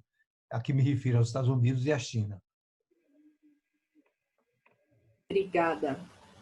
Atier, vamos lá? Oi, obrigado, Carolina. Agradecer ao Paulo e ao Pedro, né, pelas exposições super esclarecedoras e brilhantes. E a minha pergunta é uma pergunta simples, e ela diz respeito a esse caráter, digamos assim, esquizofrênico da postura brasileira em relação a esse conflito China-Estados Unidos. Porque se, por um lado, atualmente, né, nesse governo intempestivo que nós temos, há um desejo enorme de aliança com os Estados Unidos, na retórica, nas ações. Por outro lado, do ponto de vista das relações comerciais, o Brasil se encaminha efetivamente para essa tendência que é a da prevalência chinesa, né? Então, como é que isso se estabelece, digamos assim? Qual é o resultado disso, dessa esquizofrenia, digamos, se é verdadeira, do ponto de vista geopolítico? Essa é a pergunta só. Obrigada, Alfredo. Eu tenho aqui uma pergunta no chat, ela é para o Pedro, tá? Pedro. O Gustavo te pergunta se esse desigual esforço fiscal do Brasil e da Colômbia estaria, em relação à nossa região, estaria vinculado ao maior endividamento em moeda local desses países, tá bom? Mais alguém gostaria de aproveitar e fazer uma fala curta, porque a gente está com o tempo bem tranquilo. Alguém? Então, vamos lá. Professor Paulo, pode começar o seu comentário e depois o Pedro, por favor. Obrigado. Primeiro, antes de responder os pontos das 4 intervenções, tentar responder, queria dizer que eu gostei muito da exposição do Pedro, e eu não sei se a exposição dele é baseada nesse texto que ele referiu, que está sendo publicado. Eu gostaria de pedir a ele que compartilhasse comigo e com as outras pessoas do grupo o texto. Sim, claro. que ele usou como base para essa exposição. Eu vou até dizer o seguinte: eu achei, se você tem uma ideia de como essas coisas estão, o nível da informação está ruim, está fluindo mal. Eu não sabia desse fato que ele relatou, da retirada do Brasil da CCR e da LAD, que é um fato realmente muito importante, e eu peço a ele também, se puder, nos enviar mais informações a respeito, porque é um fato importante, e mesmo eu, que supostamente sou especialista em economia internacional, não fiquei sabendo desse importante fato que o Pedro nos trouxe. Agora, sobre as falas, o Genuíno, deixa eu te dizer sobre o grande potencial estratégico da América do Sul a que você se referiu. Esse potencial estratégico é grande, mas é também muito problemático, sempre foi, viu? Sempre foi. Eu me lembro, no início deste século, portanto, há quase 20 anos atrás, eu me lembro que o Samuel Pinheiro Guimarães, que depois viria a ter um papel tão importante no governo Lula e também no governo Dilma, como vice-ministro das Relações Exteriores, o Samuel Pinheiro Guimarães fazia uma pergunta retórica nas palestras em que ele participava, nos debates, perguntava assim: quero perguntar a todos aqui, afinal, qual é o país mais importante da América do Sul? Aí as pessoas diziam, Brasil, não com muita convicção por causa do nosso complexo de vira-lata, mas é o Brasil. Não, o país mais importante da América do Sul são os Estados Unidos da América. E ele tinha razão nessa pergunta e resposta retórica, porque a América do Sul, tal como se configurava, mesmo no governo Lula, que foi o momento mais favorável ao aproveitamento desse potencial estratégico, era uma configuração problemática. Porque qual era o quadro que nós tínhamos? Nós tínhamos, no Brasil, um presidente extraordinariamente talentoso para a política internacional e para a política em geral, e que oferecia uma espécie de modelo de atuação internacional, que era independência com substância, com objetivos estratégicos claros, mas sem radicalismo, especialmente sem radicalismo retórico. E se você observar no período Lula, onde esse potencial estratégico da América do Sul era potencialmente maior, por causa do papel do Brasil, você tinha, na verdade, não tinha nenhum país importante da nossa região, mesmo incluindo a América Latina, que seguisse o modelo do Lula. A América do Sul, na verdade, se o Brasil era líder, se o Lula era líder da América do Sul, como às vezes se dizia, ele era um líder praticamente sem liderados, porque o resto da América do Sul e da América Latina e até se dividia em dois grandes grupos: países que se alinhavam aos Estados Unidos, por exemplo, México, na época não tinha, muito antes da eleição do presidente atual, né? México, Colômbia, né? Chile, por exemplo, né? Eram os países que se alinhavam aos Estados Unidos, inclusive tinham negociado com os americanos acordos de livre comércio no modelo NAFTA, caso não só do México, dentro do NAFTA, mas também da Colômbia, do Equador, do Peru e do Chile, né? Havia esse grupo, vamos dizer assim, a margem pacífica, do lado do Pacífico da América do Sul, e havia um outro grupo, que era um grupo de países que radicalizavam os bolivarianos, liderados pelo Chávez, né, pela Venezuela, e também a Argentina, que não era propriamente bolivariana, mas tinha um governo que adotava posturas muito radicais, né? Então, por exemplo, eu vou te dizer, quando eu estava em Washington, na diretoria do FMI, eu tinha muita dificuldade de contar com os outros países sul-americanos ou latino-americanos para atuação conjunta. Porque eu olhava em torno da mesa, eu tinha de um lado os alinhados aos Estados Unidos, os yes men, né? De outro, os países que faziam barulho, nem sempre de forma muito consistente, né? E então o nosso mecanismo de aliança principal no Fundo Monetário eram os BRICS, e não a América do Sul, entende? E não a América Latina. Com a situação atual, como o Genuíno disse muito bem, o caso é muito pior, né? A situação é muito pior, né? Mudou muito o posicionamento relativo dos países. Agora, nem tudo é negativo, eu diria, viu? É notável, por exemplo, a resistência da Venezuela. Notável a resistência da Venezuela, né? O Guaidó, o fantoche que os americanos inventaram, apesar do apoio brasileiro e colombiano, pouca importância conseguiu adquirir, né? E acho que tem um fator aí que vai ser muito importante para essa discussão, que é a eleição americana, claro, né? Eu diria que nunca foi tão importante para nós quanto é hoje a eleição americana, por causa do efeito político que terá na América Latina. Não que os democratas serão, assim, maravilhosos amigos nossos, né? Mas o Trump, por vários motivos, entre eles por causa da relação com o governo Bolsonaro, com o presidente Bolsonaro, tornou-se um fator de perturbação bastante significativo, né? Quanto ao marco, a interação do marco, a aproximação China-Rússia é um fato muito significativo. Na realidade, a China e a Rússia já estão bem próximos há bastante tempo, viu, Marco?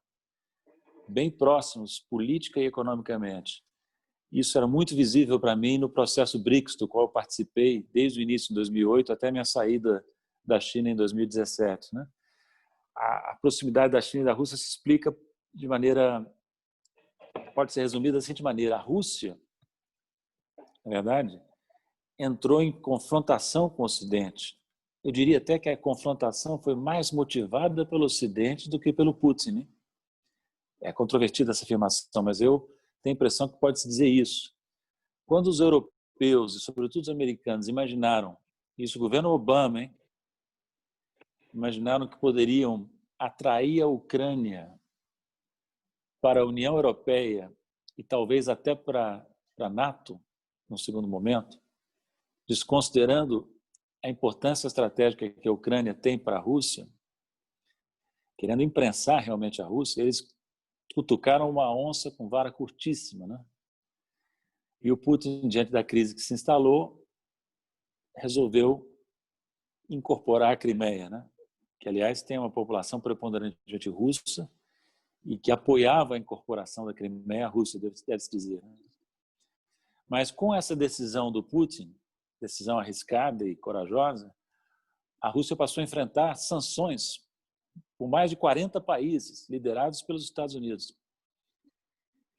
Então, a Rússia, desde aquele tempo, já está numa confrontação bastante importante com o Ocidente. Eu tenho a impressão que o Putin tinha a expectativa de que, com a vitória do Trump, as relações com os Estados Unidos poderiam melhorar. E isso não se confirmou. O establishment americano não permitiu o que parecia ser uma intenção do Trump, não sei se consistente ou não, de resolver as relações com a Rússia. Então, continua a confrontação Rússia-Ocidente. E a China é a seguinte, né? A China, eu vou dizer a vocês, tinha relações muito próximas com a Rússia, mas não comprava a confrontação da Rússia com o Ocidente, que começou em 2014. Aliás, não deveria comprar, não era normal que comprasse, né? Nenhum dos outros BRICS comprava o confronto russo-ocidente, que se acentuou em 2014. E nem tem porquê. Lembra-se que os BRICS são mecanismos de cooperação com propósitos limitados, estratégicos, importantes, mas não é uma aliança política. Não cabia ao Brasil, nem mesmo no tempo do Lula ou da Dilma, se associar à Rússia na confrontação com o Ocidente. Não era briga nossa. O mesmo diziam os chineses. Acontece que, em 2016, os americanos empurraram a China mais para perto ainda da Rússia, quando Trump partiu a guerra mais explícita com os chineses, comercial, tecnológica e política, né, que continua até hoje, se acentuando cada vez mais. Então, eu diria a você que essa aproximação China-Rússia, que tem laços antigos, que se acentuou no passado recente, ela foi facilitada, estimulada pela política americana. Já no governo Obama e acentuando-se no governo Trump, né, com a confrontação patrocinada contra a China. Né? Sobre a intervenção do Vicente, se nós cairíamos numa lógica de Guerra Fria, na América do Sul, a presença dos Estados Unidos, Vicente, é muito maior na América do Sul do que é a chinesa. Apesar daquele mapa que eu mostrei, que mostra que na maior parte dos países os Estados Unidos são menos importantes hoje comercialmente do que a China. A presença política, cultural, estratégica dos Estados Unidos é muito maior do que a chinesa ainda. Onde é que a China e a Rússia também têm mais presença? Eu diria que em 2 países, né? Na América Latina, Cuba e Venezuela. Cuba tradicionalmente, Venezuela mais recentemente, né?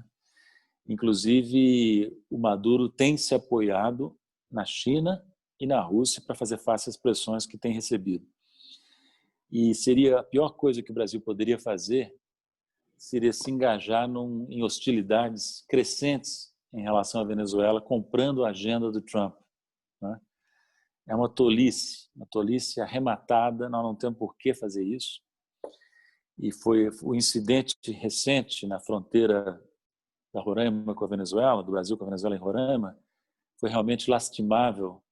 E é notável que todo um conjunto de ex-chanceleres do período, não só do período Lula, mas também do período Temer, do período de Fernando Henrique Cardoso e Collor, vieram a público se manifestar contrários a esse incidente que foi patrocinado pelo ministro das Relações Exteriores do Brasil, ao receber a visita do ministro das Relações Exteriores dos Estados Unidos em Roraima e aceitar que ele fizesse discursos ameaçadores à Venezuela, na presença do ministro brasileiro, numa reunião, num evento público, chegando a dizer que nós vamos tirá-lo de lá, referindo-se, o Mike Pompeo referindo-se ao Maduro, né?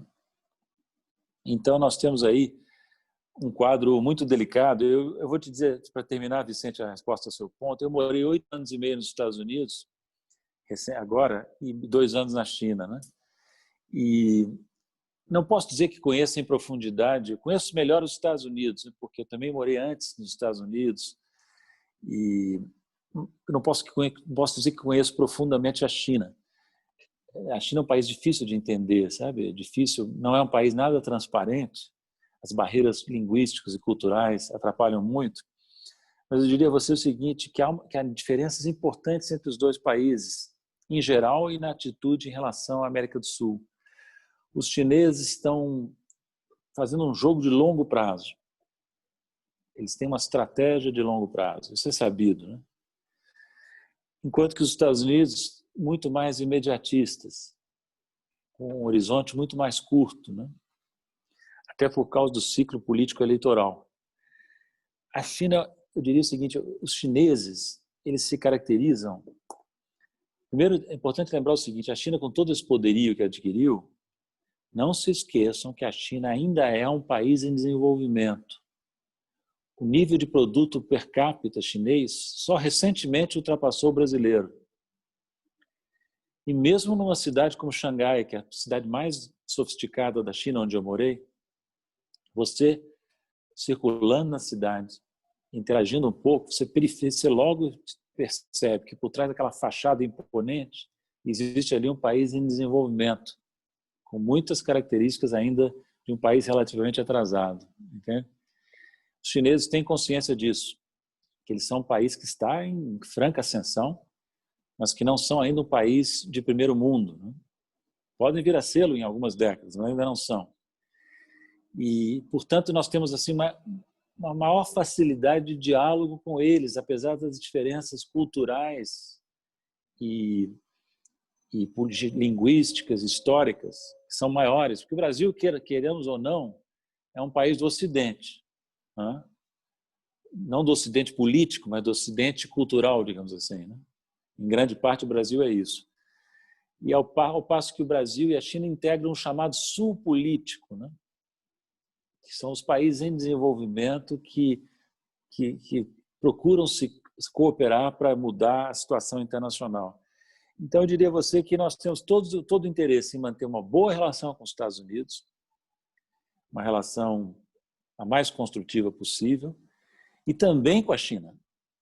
E possivelmente nós vamos encontrar mais espaço para obter algo de concreto com a China do que com os Estados Unidos.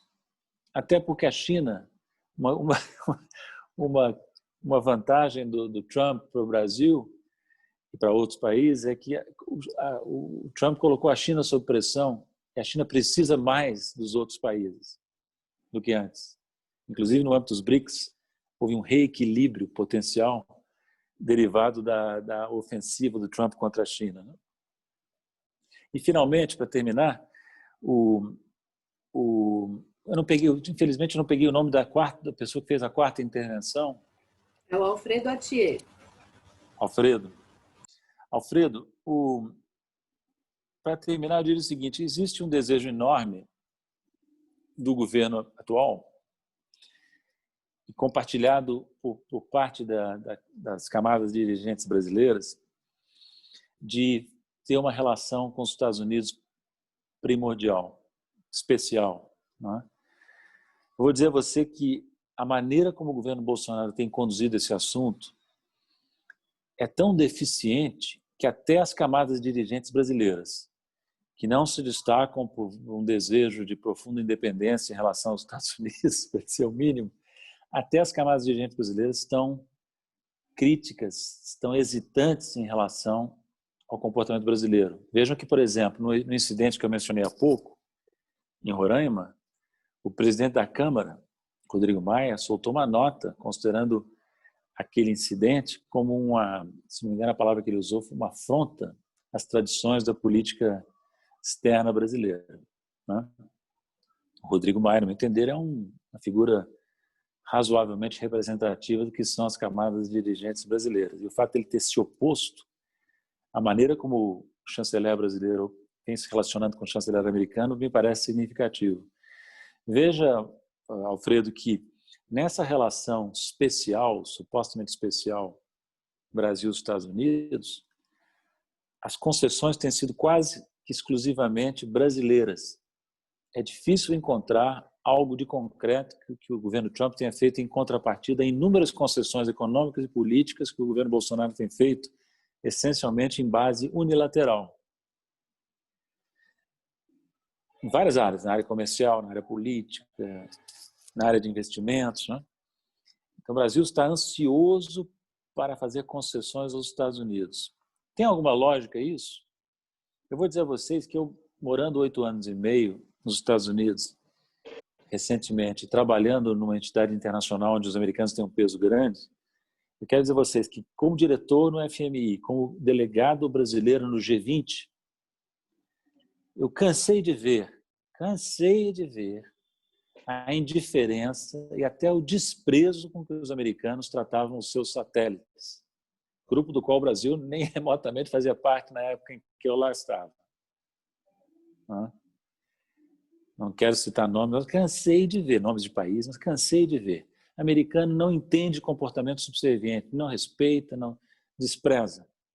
Então, eu arrisco dizer que os americanos devem ter desenvolvido um desprezo pelo governo Bolsonaro.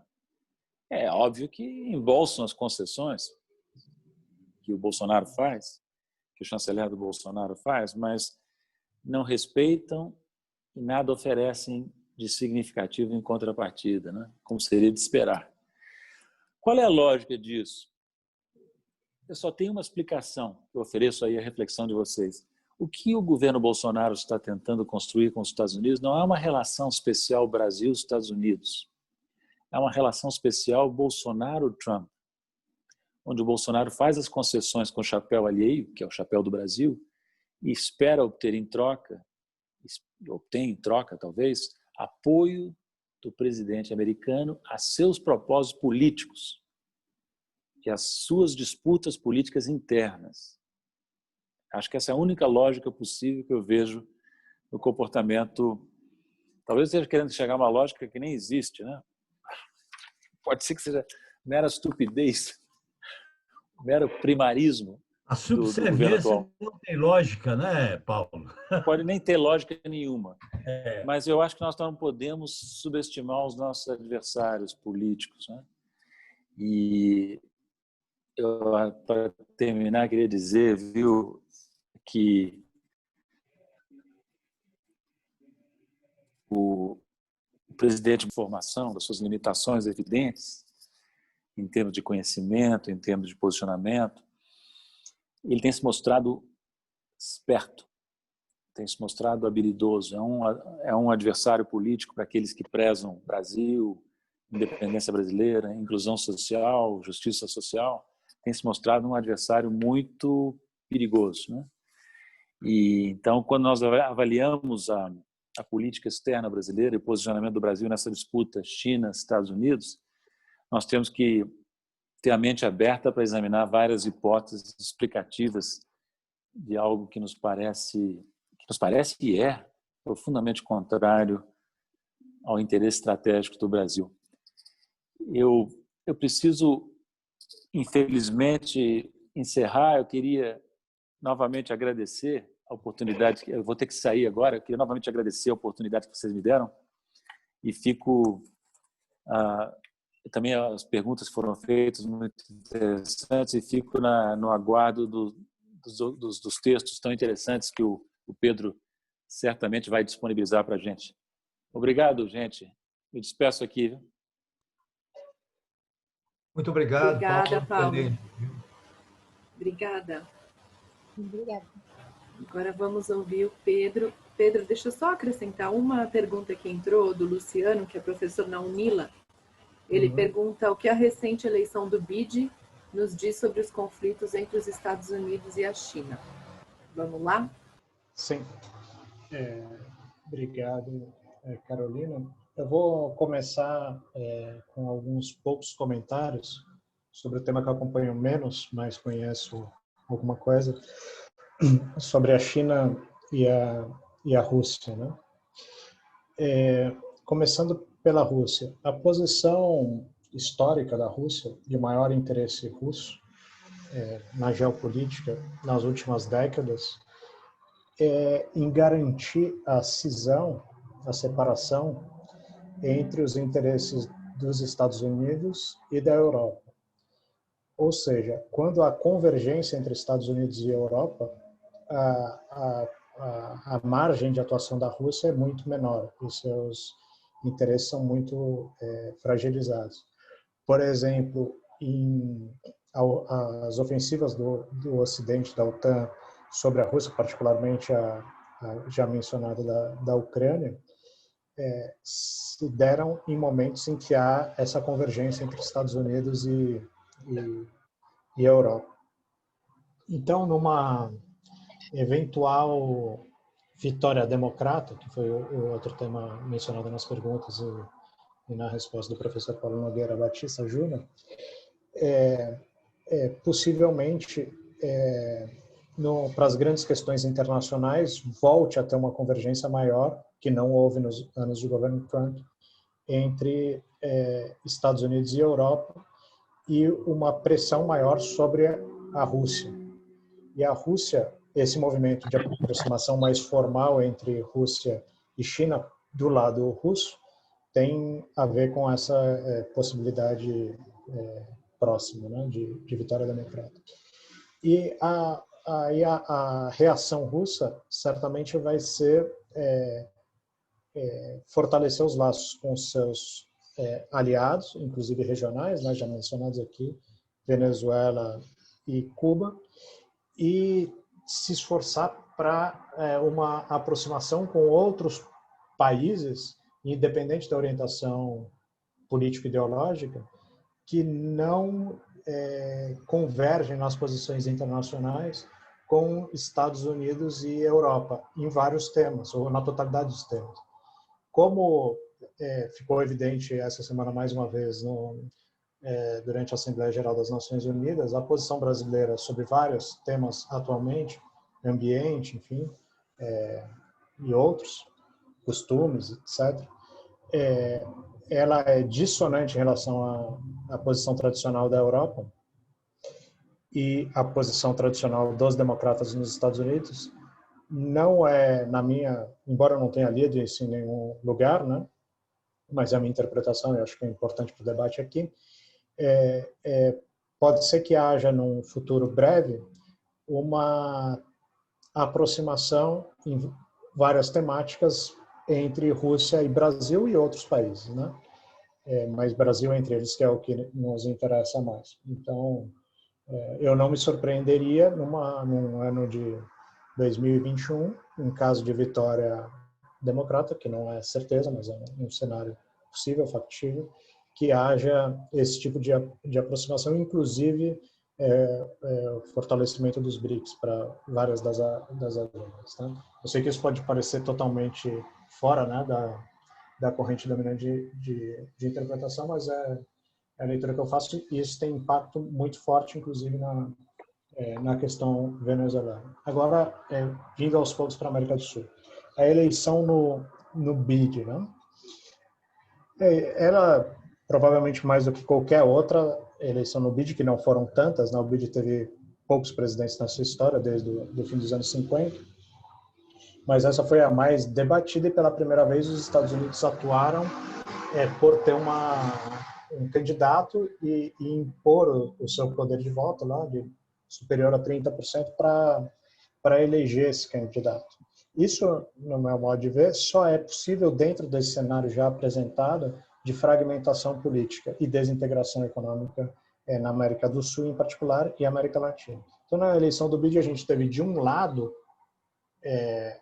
Brasil e Colômbia, principalmente, apoiando, e no caso do Brasil, mais do que apoiando, aderindo à candidatura dos Estados Unidos, porque o Brasil tinha um candidato E antes dos Estados Unidos pedirem que o Brasil retirasse a candidatura, o Brasil retirou, por iniciativa própria, o seu candidato.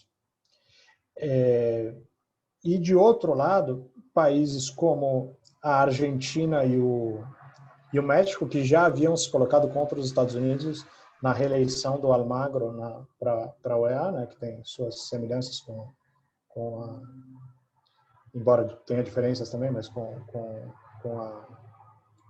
o BID.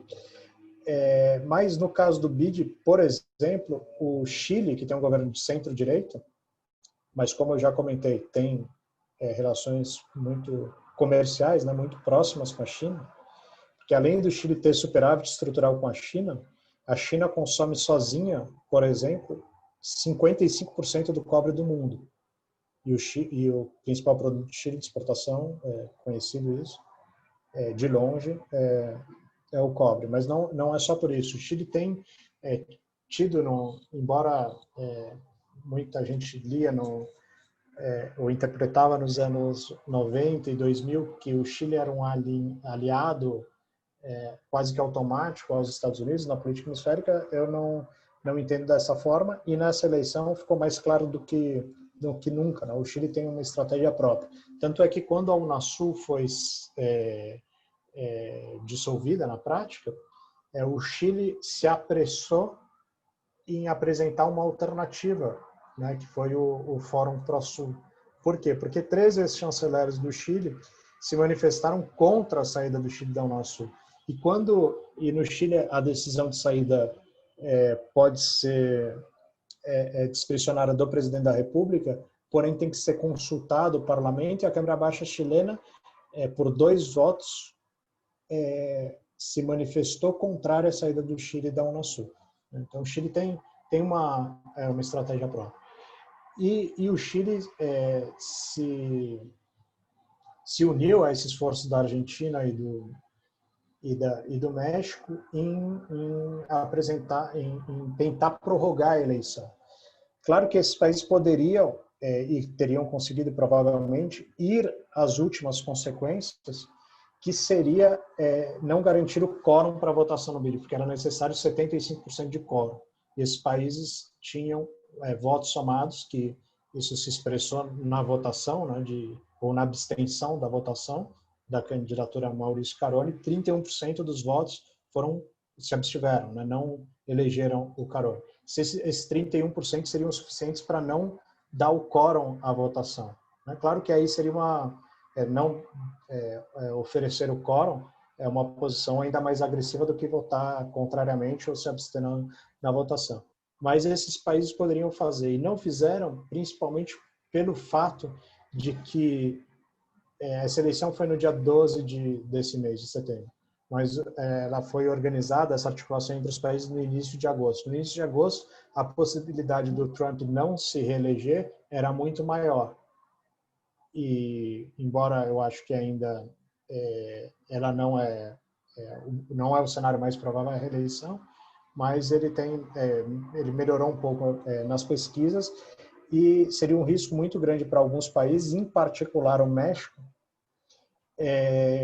se colocar de maneira tão forte contra os Estados Unidos, que seria não garantir o quórum para a votação. Por quê? Porque 90% das exportações do México é para os Estados Unidos. E num cenário, e com a aproximação da eleição, que os Estados Unidos podem fazer movimentos mais emotivos, para ser leve com o termo, em sua política externa, como foi a visita do Mike Pompeo. A visita do Mike Pompeo foi decidida 3 dias antes da própria visita, né? Não tem nenhum comunicado, nenhuma declaração em nenhum lugar da imprensa. Havia 4 dias antes dessa visita que ela realmente foi feita. E o México poderia sofrer muito sofrer consequências econômicas fortes num cenário econômico que já é crítico para o México, bastante crítico. É um dos países que mais vai sofrer com os efeitos da pandemia nesse ano e no seguinte, caso o presidente dos Estados Unidos decidisse agredir de várias formas na reta final de campanha o México. Então, houve uma contenção. Mas o que é importante é que na campanha do Maurício Caroni, ele apresentou o BID como um espaço de oposição à atuação chinesa na América Latina. Isso sim é muito grave, porque o BID foi criado lá no fim dos anos 50, inclusive com grande liderança do ex-presidente Juscelino Kubitschek, justamente para integrar e desenvolver a América Latina, né? Esse é o objetivo fundacional do BID, com participação dos Estados Unidos, inclusive com muito poder de voto e veto, 30%, e de vários países europeus, mas o objetivo era esse. Agora, o que ele se propôs a fazer, e teve quase 70% dos votos para fazer, a plataforma de campanha declarada, né, nas entrevistas anteriores e no discurso do dia 12, no discurso de votação, foi de se opor à presença chinesa na região. Isso é grave, porque se um dos instrumentos principais hoje, né, a única estrutura da governança internacional com relativa importância, que era sempre dirigida por um latino-americano, né, o BID é o único, agora, além de estar na mão de um cubano-americano, ela está a serviço de se contrapor à China, isso sim é mais grave para o Brasil. Aí, sobre a pergunta do Gustavo, que foi bem pontual, né, em relação à capacidade dos países como o Brasil, ou a maior capacidade de países como o Brasil e Colômbia se endividar em moeda nacional, né? Eu acho que sim, tem relação.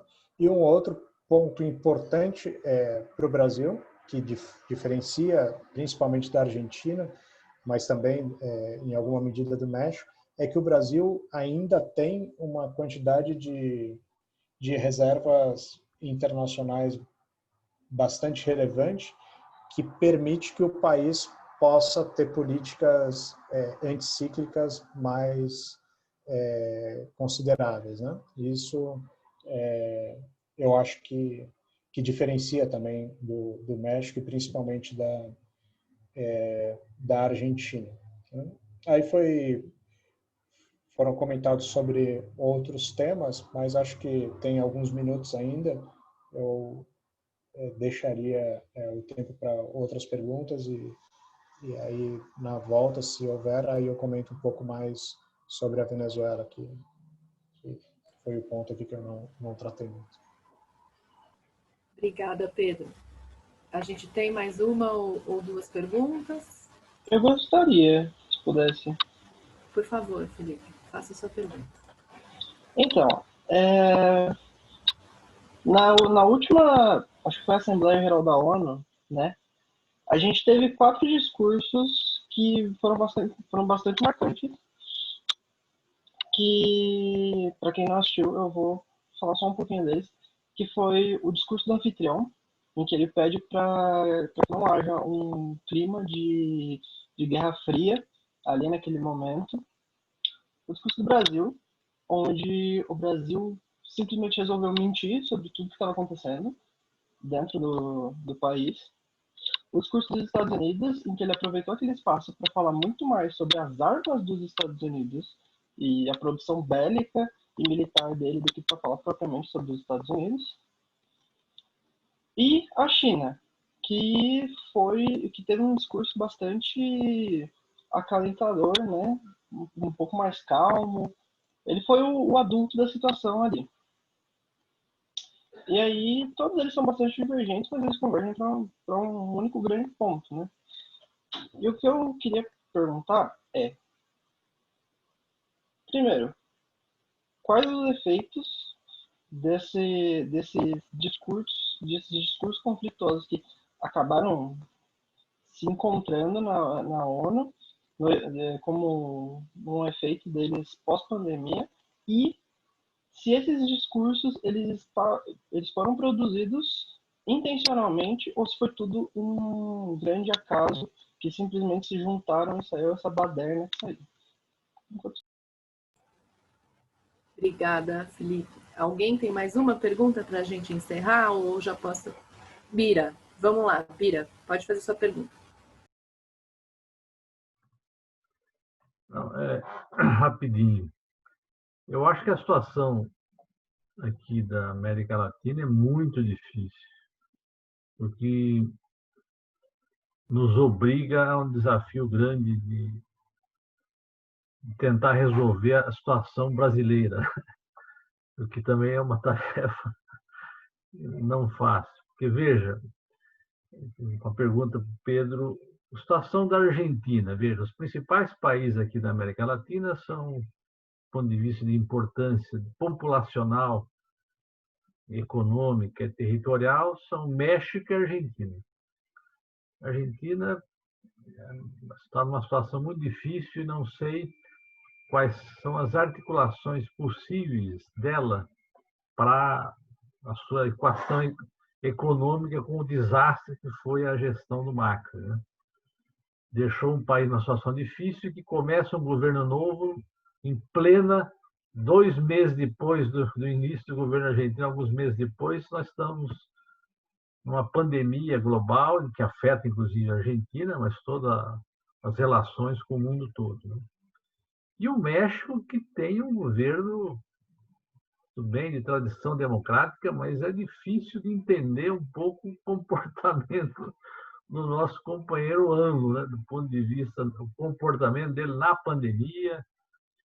Claro, ele tem um pragmatismo, está embaixo dos Estados Unidos ali, o principal exportador do principal comércio com o hemisfério norte, do continente americano, mas é um parceiro que, do ponto de vista de jogar junto, ele não é longe de ser um protagonista, até porque não pode ser, mas mesmo assim me parece longe de trilhar um caminho que o Lula trilhou aqui quando foi eleito em 2002 e passou a iniciar em 2003. Claro, o México tem uma relação, mas o México, mesmo na época do PRI, mesmo durante os últimos governos do PRI, que eram governos já conservadores, assim, tinha uma política externa razoavelmente aberta com relação a Cuba, por exemplo, né? Sempre foi, né? Mesmo nos anos mais complicados de Guerra Fria, o México sempre teve uma relação com Cuba bastante aberta. Então, a situação... E acho que a eleição nos Estados Unidos está ocorrendo uma redução gradativa da vantagem do Biden no colégio eleitoral, né? Ou seja, ele ainda está na frente em porcentagem de intenção de votos, no geral, mas na contagem de delegados já esteve melhor, né? Eu não sei se essa curva, como é que vai ocorrer, mas a situação, digamos, está em perigo. E mesmo assim, do ponto de vista político, de política externa, para o Brasil, eventualmente, pode ser uma situação de melhor conforto. Não terá um apoio direto ao Bolsonaro, como o Trump tem uma relação direta com o presidente. Acho que a interpretação do Paulo Nogueira foi bem interessante nisso. Mas, por exemplo, com relação à Venezuela, refresco nenhum, né? Claro que talvez não tenha um Mike Pompeo vindo aqui, né, dentro do Brasil, ameaçar outro país. Mas quando se trata de Venezuela, o Partido Democrata e o Partido Republicano se abraçam no Congresso americano, né? Então, é uma situação difícil. Eu queria que você, especialmente essa questão Argentina-Chile, que é uma coisa que... Eu não sei, por exemplo, as relações deles com China, Rússia, ou seja, se eles estão a uma intensificação dessa relação com o Oriente que permita, por exemplo, a Argentina ter uma nova perspectiva, né? O Chile, você disse que já tem um comércio importante, especialmente com cobre, que é uma commodity forte do Chile, né?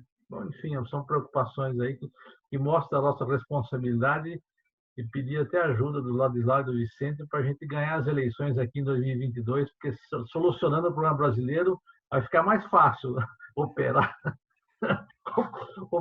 porque está muito difícil o cenário, me parece, né? Carolina, desculpe, Eu já falei, mas eu queria aproveitar, viu, que o Pedro pudesse fazer os seus comentários sobre a experiência da Unasul, né? Que apostas a gente estava fazendo e que apostas foram interditadas, porque o Pedro foi o diretor de assuntos econômicos. Eu acho que, mesmo que ele só faça alguns enunciados, a gente é um tema que a gente pode voltar a refletir. Legal. Pedro, então, o Ladislau vai fazer uma colocação. A única coisa, a gente vai encurtando o finalzinho aí do Pedro, mas ele vai depois fazer uma mistura boa aí para nós. Vamos lá. Diga, Ladislau.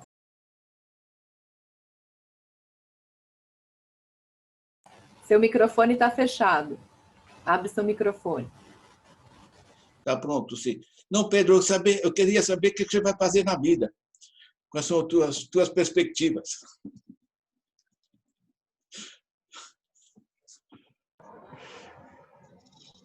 Tá bem. Posso seguir, Carolina? Provocação, né, do Ladislau. Sim, vamos lá. Aproveita. Então nós estamos a 10 minutinhos do final. Vamos lá. Sim, vou terminar no tempo. Bom, a Unasul, eu acho que é uma experiência importante, que pode ser retomada, deve ser retomada quando a situação permitir, né? O Brasil é o grande derrotado como Estado, né, do fracasso da Unasul nesses últimos 3 anos. Por quê? Porque a Unasul, diferente do ProSul, né, que foi o substituto liderado pelo Chile, ou do Grupo de Lima, liderado pelo Peru, e a saída da Unasul também, que começou com a Colômbia, ou seja, o Brasil não foi protagonista de nenhum desses 3 movimentos, eles são iniciativas fracionadas.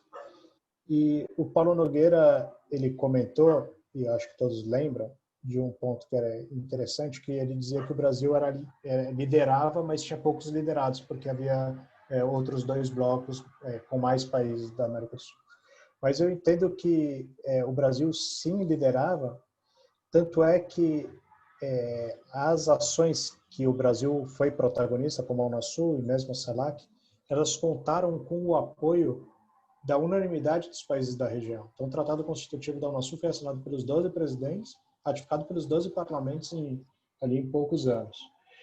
E então tinha um marco legal bem definido, um tratado constitutivo, tinha orçamento, tinha burocracia própria, ainda que muito pequena, e a um custo muito baixo, 11 milhões de dólares por ano, 40 funcionários. Pedro, e o Conselho de Defesa Sul-Americano também. Isso. Vou chegar no Conselho Sul-Americano de Defesa Sul-Americano, no Conselho de Saúde, no ISAGS e na Agenda de Infraestrutura, que eram as 3 agendas prioritárias brasileiras.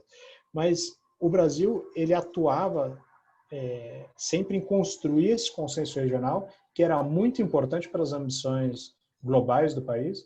Então, nas iniciativas que o Brasil teve, por exemplo, a eleição da FAO, a eleição na OMC, realizar a Copa do Mundo, realizar as Olimpíadas, todas elas contaram com o apoio unânime também dos países da região. Isso é um cenário que não existe hoje, né? Uma candidatura sul-americana não tem, de forma alguma, para nada, o apoio dos países vizinhos, e até tem pouca possibilidade de um sul-americano ser eleito para qualquer instituição relevante hoje. Mas o Brasil não participava das iniciativas fracionadas, ainda que convidado. Então, o Brasil foi convidado pela Venezuela, pelo presidente Chávez, para participar da ALBA, por exemplo. Nunca participou sequer como observador. O mesmo, tempos depois, convidado pelos governos do México, Chile, Colômbia, Peru, para participar da Aliança do Pacífico como observador, e não participou de nenhuma forma dessa iniciativa, e mesmo de outras menores, enfim, Telesur e outras, o Brasil nunca participou de iniciativas fracionadas. Isso eu entendo que seja um ativo do Brasil. No momento que o Brasil conseguiu exercer a liderança, todos os países participaram, e além de ter um tratado constitutivo, de ter burocracia, de ter orçamento, havia 12 conselhos estabelecidos, inclusive, o mais importante, o Conselho de Defesa Sul-Americano, mas também o Conselho Sul-Americano de Infraestrutura e Planejamento, que incluía toda a agenda a carteira de projetos da IRSA, a agenda de de Infraestrutura, e o Conselho de Saúde, que tinha o ISAGS, o Instituto Sul-Americano de Governo em Saúde, com sede no Rio de Janeiro, cujo primeiro diretor foi o ex-ministro Temporão, com a agenda de saúde que seria necessária na pandemia. No artigo que eu vou fazer circular aí amanhã, que deve ser publicado pelo IPEA, tem toda a discussão de como não funcionou na pandemia a governança regional fragmentada em saúde, como o Chile e o ProSul foi incapaz de ter qualquer convergência regional para enfrentar tanto os efeitos de saúde pública como os efeitos econômicos da pandemia. Como eu tenho, enfim, mas obviamente, se qualquer um dos presentes quiser conversar comigo depois, eu vou deixar os meus contatos aqui no chat também, assim como que eu terminar de falar daqui 4 minutos. Aí sobre a situação da Argentina, bom, o discurso nas Nações Unidas, primeiro, a pergunta do colega. Obviamente, esses discursos são os discursos mais pensados e planejados dos presidentes no ano, né? Então não tem nada de casualidade ali, é tudo friamente calculado, inclusive o do governo brasileiro. Em relação ao discurso, eu não vou me aprofundar nisso, primeiro porque não há tempo, mas em relação ao discurso do ano passado, acho que o discurso do Bolsonaro foi mais pragmático, né? Ele falou menos de comunismo, ainda que tenha mencionado pontualmente, com baixa intensidade até, o caso da Venezuela, mas reforçou a agenda dele ali de meio ambiente, enfim, e muito voltada, como vários dos discursos são, para o público interno, né, e para a polarização interna, né, e algum diversionismo também. Mas, em relação ao discurso do ano passado, eu acho que há uma agenda mais centrada ou menos descentrada. A situação da Argentina e do México é muito mais difícil que a brasileira. Eu comentei um dos aspectos da Argentina que torna muito mais difícil o fato de ter pouquíssimas reservas internacionais e está muito mais susceptível a ataques especulativos. Mas o outro movimento que foi mencionado, a Argentina sim tem uma aproximação muito mais forte com a China, iniciada já no último ano do governo Macri. A Argentina praticamente não exportava soja em grão e passou a exportar soja em grão em 2019 para a China e já tem 10% do mercado chinês de soja em grão.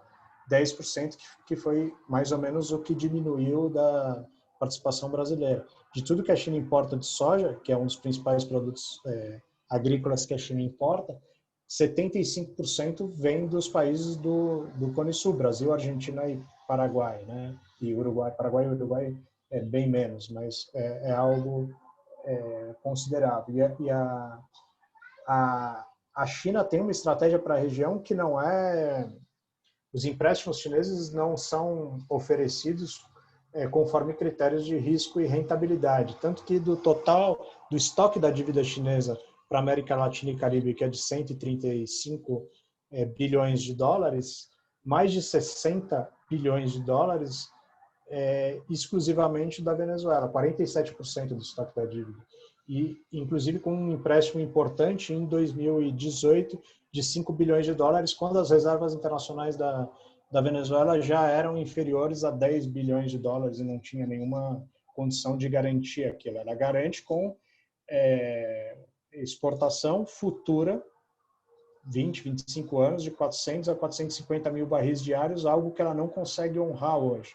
E provavelmente no médio prazo, daqui 3 ou 4 anos, a China já deve assumir diretamente a produção dos campos de petróleo da Venezuela para honrar esses compromissos. E não fará isso sem presença militar que respalde o controle da extração e, em algum caso, refino de petróleo na própria Venezuela.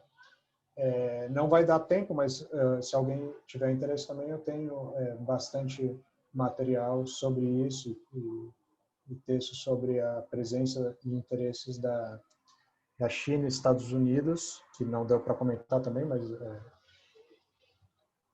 há uma coincidência entre republicanos e democratas sobre a agenda da Venezuela e sobre a agenda da China, muito mais do que outras agendas, por exemplo, a agenda de meio ambiente.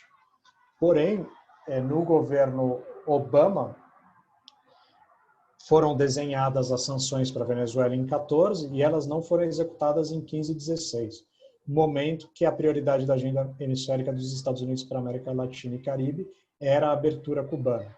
Tá? Isso é uma diferença clara. Se há convergência entre democratas e republicanos em relação à Venezuela e China, provavelmente não se pode afirmar o mesmo em relação a Cuba. E nesse período entre 2008 e 2014, houve uma benevolência gigantesca, entre aspas, essa benevolência, do governo Obama em relação à Venezuela e à não aplicação de sanções, principalmente porque funcionava, e não funciona mais, o instrumento de cooperação chamado Petrocaribe, que eram vendas preferenciais de petróleo da Venezuela para os países do Caribe e América Central, principalmente para Guatemala, Honduras e El Salvador, que eram a principal origem de pressão migratória para os Estados Unidos no momento que os Estados Unidos tinham uma política migratória mais liberal, mais aberta. Né? Então, havia uma funcionalidade da Petrocaribe e da estabilidade política na Venezuela e no Caribe para a política migratória dos Estados Unidos. É um dos aspectos, mas precisaria de muito mais tempo para aprofundar. E finalizo, já passei aqui 2 minutos do tempo, com a pergunta do professor Ladzar sobre o que eu vou fazer. Bom, vou seguir trabalhando como trabalho pela integração regional. Há atividades, poucas, e aí menciono uma delas, que seguem, iniciativas que seguem ativas do atual governo brasileiro, com o atual governo brasileiro. Uma delas, que eu tenho trabalhado bastante, é o corredor rodoviário bioceânico, principalmente a rota entre Porto Murtinho, no Mato Grosso do Sul, e os portos do norte do Chile. É um grupo de trabalho criado em 2015 pela presidenta Dilma. Macri foi a primeira viagem internacional do Macri, que seguiu ativo mesmo com todas as mudanças de governo. A Bachelet, por exemplo, estava, enfim, o Cartes no Paraguai, Bachelet no Chile, todos os governos trocaram, esse grupo continuou. Por quê? Há um fator que em toda a região há um deslocamento da produção para o Pacífico e das exportações para o Pacífico, então essa rota passa a ser mais importante agora, e há um fator da importância que tem para vários entes subnacionais, em particular o governo do Mato Grosso do Sul, que, como é sabido, tem a ministra da Agricultura é deputada do Mato Grosso do Sul, enfim, o presidente da Comissão de Relações Exteriores do Senado é um senador Nelson Trade, né, também do Mato Grosso do Sul, e eles têm uma agenda mais simpática à China, ou mais pragmática em relação à China, e que tem nesse projeto em particular um interesse de continuidade. Né? E aí a estrada no Chaco, cruzando o Chaco em sentido leste-oeste, está sendo construída com recursos do BID.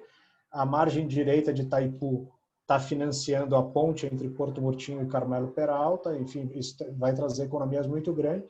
E o IPEA, e eu em particular, coordena o grupo 2 desse grupo de trabalho, que é sobre comércio e produção. Aí o Luciano, que escreveu, aí também participa e tem elaborado os estudos sobre o impacto para a celulose, para a soja, para o lítio, enfim, para vários setores econômicos que esse corredor pode trazer, economias, ganhos de logísticos, enfim, para o estado do Mato Grosso do Sul e outras regiões do Brasil, tanto para as exportações como também para a redistribuição de produtos vindo da Ásia Pacífico para o centro-oeste brasileiro. Me estendi um pouco, agradeço, vou escrever aqui, estou escrevendo o meu e-mail, caso alguém tenha interesse em ter o contato direto, mas pelo Trevas eu vou passar o material aqui apresentado, o texto, né, que respalda os slides aqui apresentados. Obrigado. Obrigada, Pedro. Então, obrigada também a todas e todos que estão com a gente até agora. A gente tem um próximo colóquio no dia 7, tá correto? Vão estar presentes o ex-ministro Renato Janine Ribeiro e a ex-prefeita de Santiago e ex-ministra também do Chile, a Carolina Torra. Então, a gente vai ter a chance de indagar uma chilena aí sobre os pontos sobre Chile que apareceram hoje na nossa conversa. A gente vai, depois desse quarto colóquio, fazer uma interrupção em função do nosso calendário aqui no Brasil, que vai se voltar mais para as eleições, né? E eu estava pensando aqui que a gente tem pretensões de fazer novas edições no ano que vem, e a gente vai ter cenários novos aí, né? Eleições brasileiras e eleições nos Estados Unidos, que vão impactar pontos da nossa conversa de hoje, né? A governança internacional. Então, a nossa encruzilhada vai ganhar novos contornos aí em breve, ou não, né? Vamos ver. Então, fiquem atentos aí que nós vamos também no ano que vem procurar fazer reedições dos colóquios com o tema da América do Sul. Certo? Mas a próxima que nós nos vemos é no dia 7. Mandaremos notícias aí para vocês. Muito obrigada a todas e todos e até a próxima. Boa noite.